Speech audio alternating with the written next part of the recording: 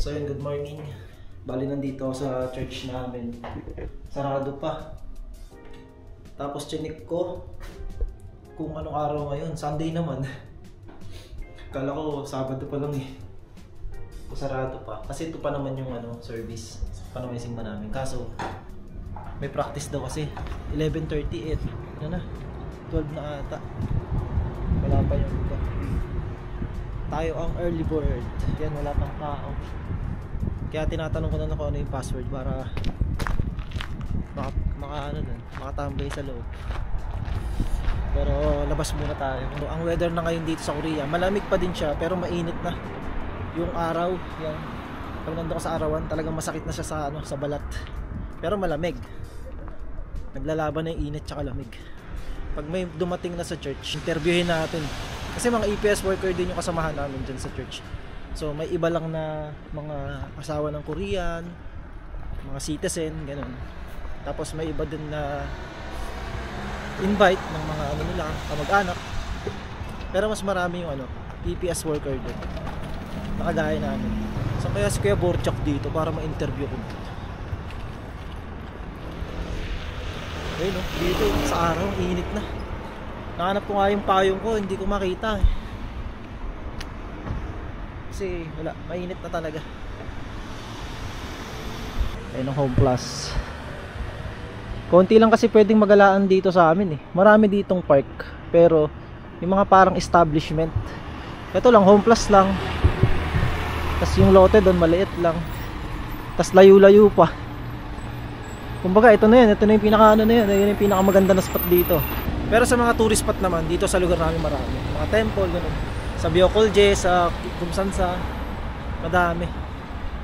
Pero pagdating sa yung parang pag napunta ka ng Seoul na may mga building, may mga magagandang establishment. Sa Seoul talaga dapat pag ganun. Sa Seoul ka pupunta pag hanap mo yung ganun. Sa mga susunod, vlog natin yung sa Seoul. At ayan na naman ng mga tapon. Oh, ha? Oh, laki ng salamin oh. Pag magpapakabit ka niyan sa Pilipinas, magkano rin yan, di ba? May mga maleta. Oh. Yun lang, dyan lang yan. Pagka may kailangan kayo, pwede kayong kumuha, lalo naghahanap pa ng ganyan, cabinet. Pwede mong kunin niya kasi tapon na yan. Kaya yung iba dito, naghahanap lang ng mga ganyan sa mga tapon. O kaya pag may mga kilala sila, o baka meron kayong ganito na hindi nyo na ginagamit. Kasi tapon lang yan dito sa Korea. Kumbaga wala na silang paglalagyan pag hindi na nila kailangan. Kaya tinatapon na lang. Lalo yung mga bahay dito, di ba, mga apartment. Lalo dito sa city, ang mga kabahayan talaga dito puro sa apartment. Syempre, katagalan, yung gamit mo nasisira. O pag marami ka ng pera, maisipan mong bumili ng bago. Kaya yung pinaglumaan mo, tatapon mo na. Hindi mo naman pwedeng isiksik dun sa apartment dahil maliit lang.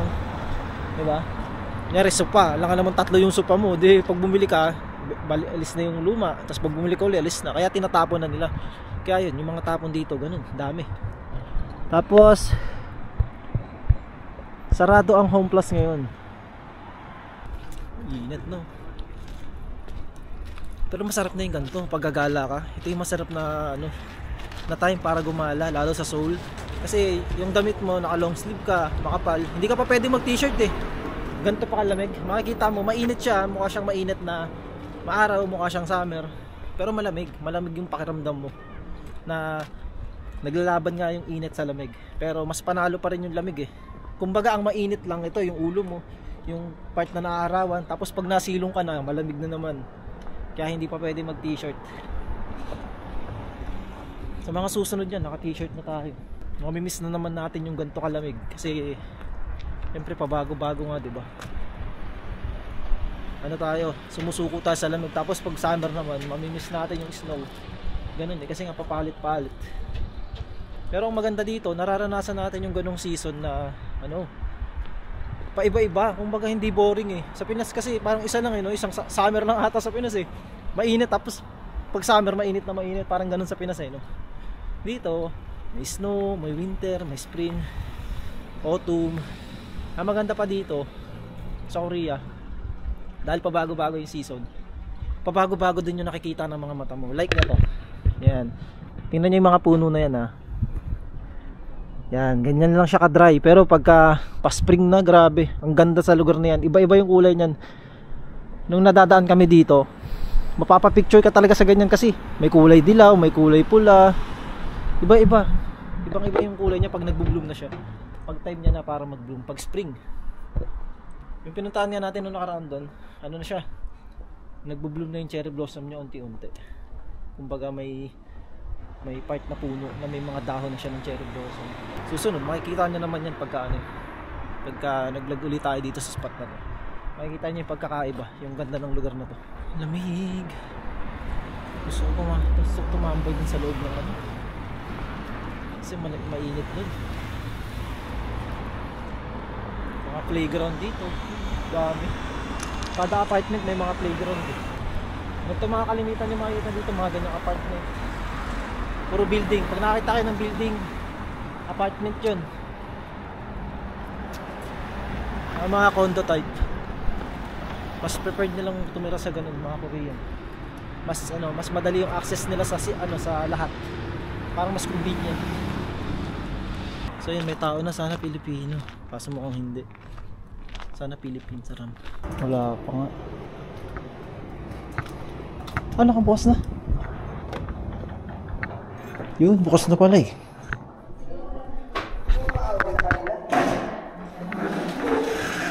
Good morning, Philippines. Siyempre. Opo, kumain na po.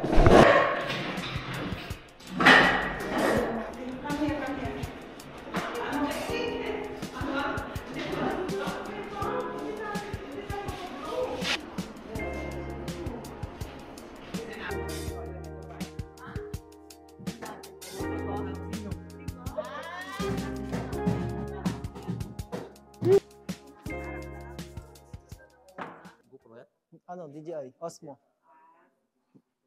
Action po. Maganda hindi yan. Hindi siya wavy? Kahit tumakbo? Hindi siya. Stabilized. Lalaki po yan?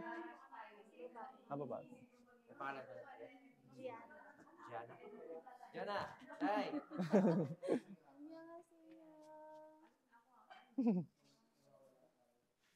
Kuya? Gigi.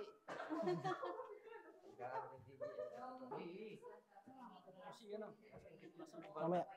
Susunod. Kaya Gerald. Ayan. Kabit lang natin ito kasi natatanggal siya.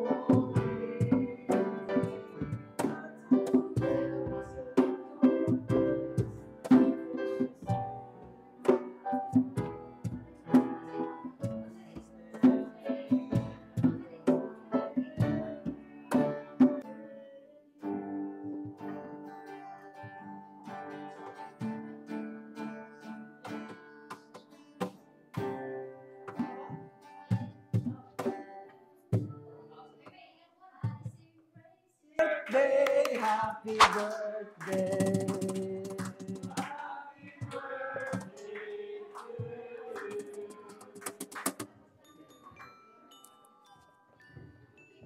Father, we thank you so much for bringing what you family to us together. Father, thank you so much for the food you have brought us and give us the strength so that we can serve you, serve people around us.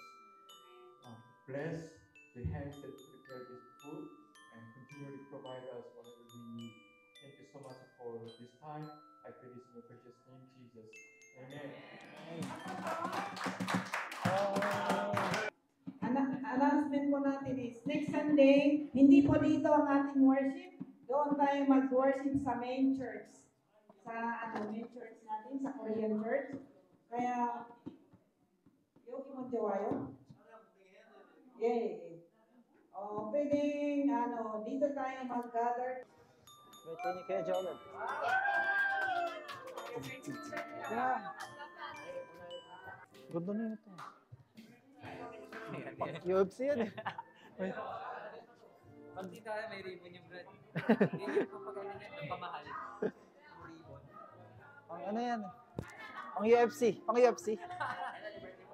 November. November pa. November pa? Marami pala yung birthday. Oh? Araw naman patay yan eh. Marami nga yun. Masteral oh. Nagpa-masteral oh.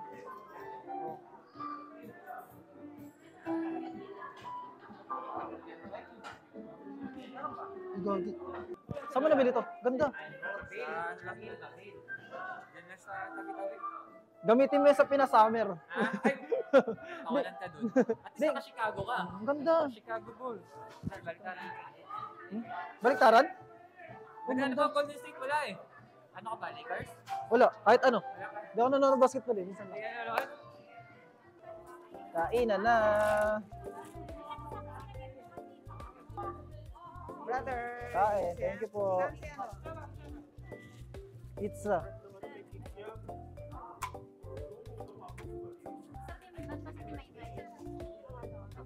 Uy, no, pizza.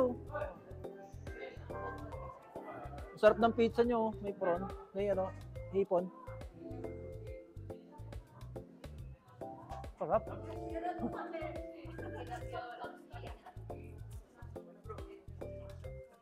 Wala. Sabat din mo kasama isa. Ay, ang kulit mo. Ano to, Maha? Oo, makayata. Di ko eh. Ay, ate gusto ko yan. Pansit. Adobo. Parang lechon manok. Pizza. May maha? Parang kaldereta. Tapos parang maha. Buko salad. Maha.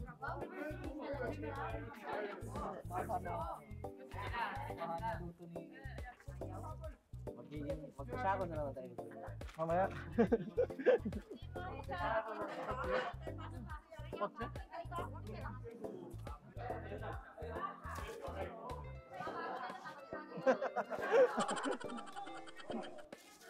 Hina mo naman.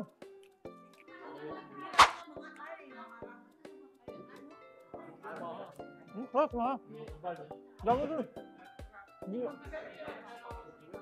Huwag dun. Tara.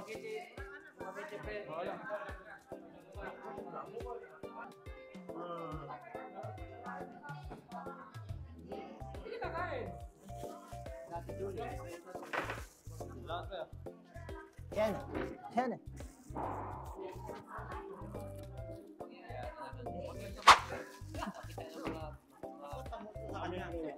Kapag ginawa kayo, kawalan nyo. Viking ba?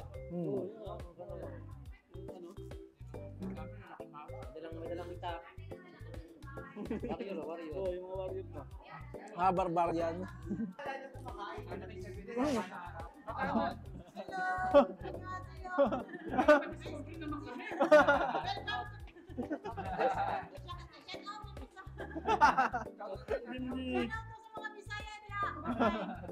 So yun, after nga pala namin kumain, yan, magpa-practice naman sila para sa ipe-present nila next week. Ay, kasama pala ako dyan. Hindi lang ako nagpa-practice kasi hindi ako sanay sumayaw eh. Pakinggan nyo ha! Sayaw pa, pakinggan. Pakinggan yung boses namin ha! Basta peace lang tayo.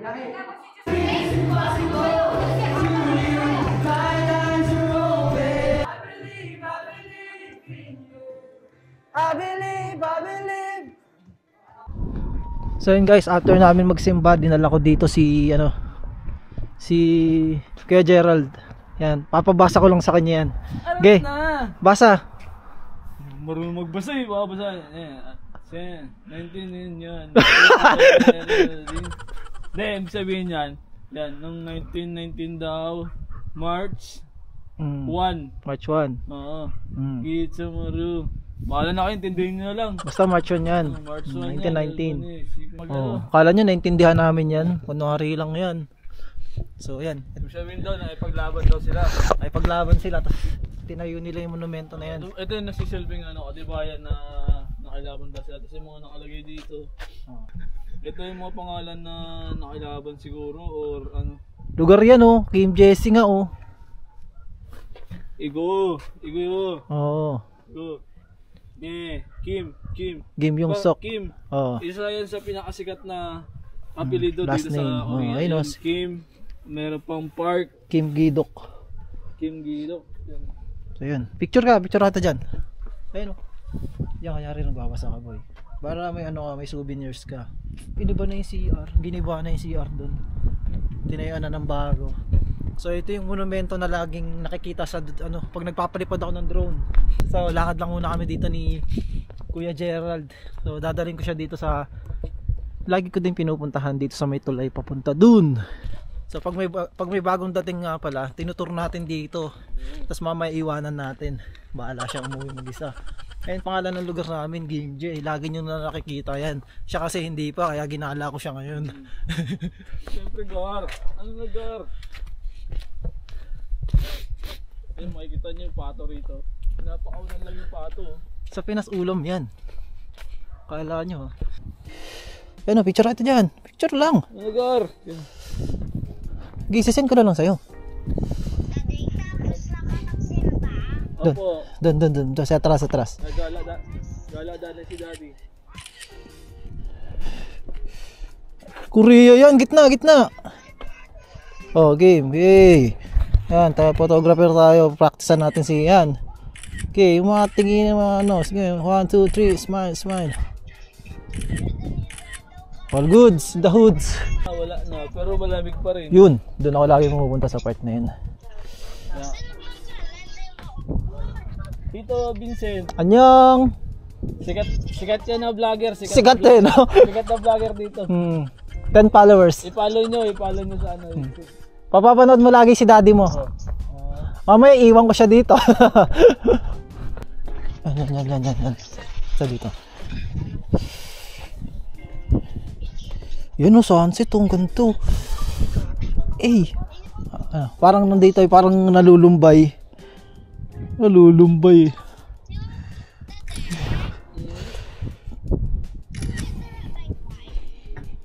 Wala, malayo. Dito, parang dito lang. Tapos parang nakasandal na ganun.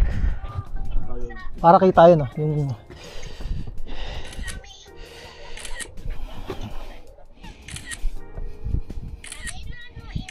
tingin ka dito. Turo mo yung camera ganun. Okay, kanya-kanyang pose. All goods. So susunod maganda na dito. Kasi magbo-bloom na eh. Doon nga sa city namin may nakita kami ng mga cherry blossom na. Kaso dito hindi pa eh. Hindi pa siya nagbo-bloom. Pero malapit na to. Napakaganda na ito. Magpapalipad tayo ng drone. So exercise lang kami. Pag uwi naman, panay inom ng alak. Tsaka ano. Kala mo talaga ano eh no? Alam mo talaga eh. Papanggap lang eh. Tara inom na.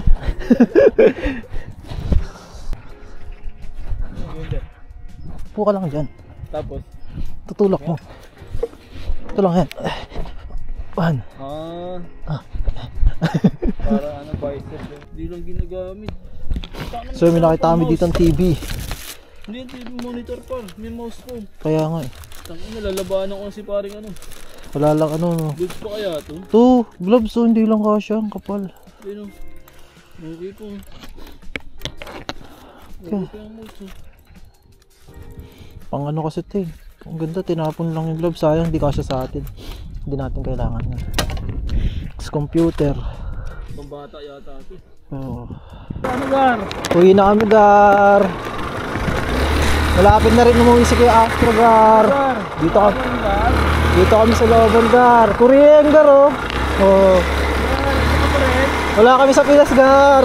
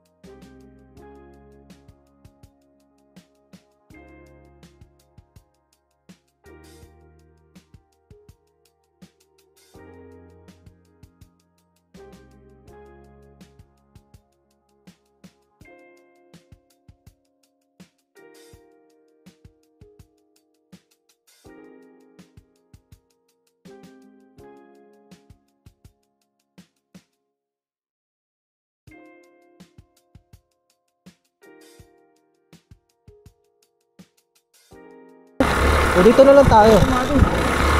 Dito na lang, lakarin mo na lang. Antayin natin si Kuya Astro. Samahan na kita doon maglakad. So yun, dito lang yung motor natin. Ay, siya na ba driving mo? Oo. Hindi. Ano? Antayin lang natin siya dito. Oh, baka kailangan mo ng bag pag namili ka. Hindi. So yun, ito yung mga kasama ni Kuya Astro sa company. Mga Indo.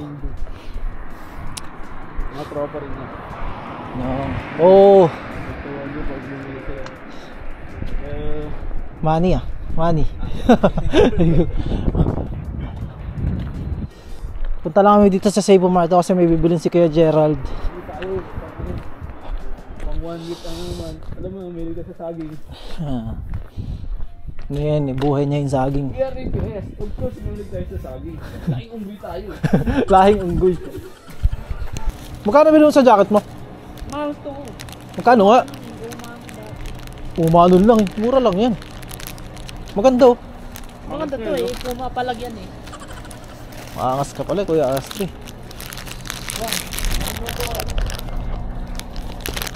Malamig. Ganyan lang suko. Malamig. Mainit kanina. Anong oras ba kayo umalis? Ako alas 11 ito. Ba't nandito yung motor? Gamit ko. Pinantuan pa namin yun doon. Gumala kami dyan. Oh. Anong oras kayo dumating dito? Kanina pa. Tapos dapat pala dadaan kami sa iyo. Sabay-sabay tayo umuwi. Nakasakay na agad kami sa bus 30. Umigot pa sa probinsya. Ay, malayo yun. So yan, pauwi na sila. So yan, bali nagmotor na sila Roger at saka si Kuya Astro. Papunta doon sa apartment nila. Tapos tayo, lakad na tayo pa uwi. So yun, hanggang dito na lang yung vlog natin. Ayun yung nangyari sa araw natin. Bye bye.